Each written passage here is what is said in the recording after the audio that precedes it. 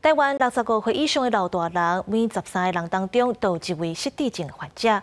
失智症深开始就有可能因为镜头较近，所以家己和厝内人拢无发现治病。江建议即马就发表一款监测技术，会当量早发现，赶紧治疗。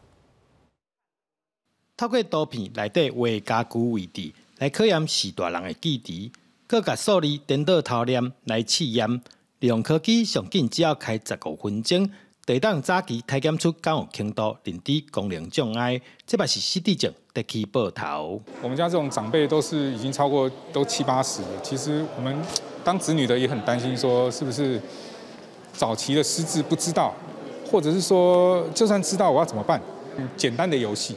简单的回答一些问题，那我觉得这个对长辈来讲是可以接受的。去刺激他的认知功能，去刺激他的神经，让他的认知不要那么快退化，或者是让他认知有进步的空间，这样。所以这是给老人玩的游戏吗？也不一定，其实30岁以上，我们的族群是蛮广，30岁以上就可以开始提前去预防这个认知下降的问题。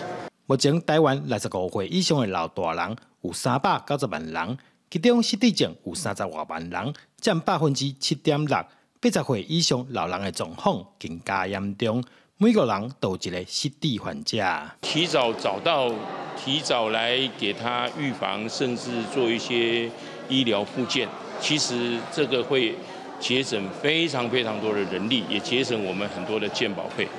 江建议把宣布成立健康智慧医疗照护联盟，参保险业者合作，利用检测技术来协助风险评估。降低高龄社会照护负担。记者周君和新竹报道。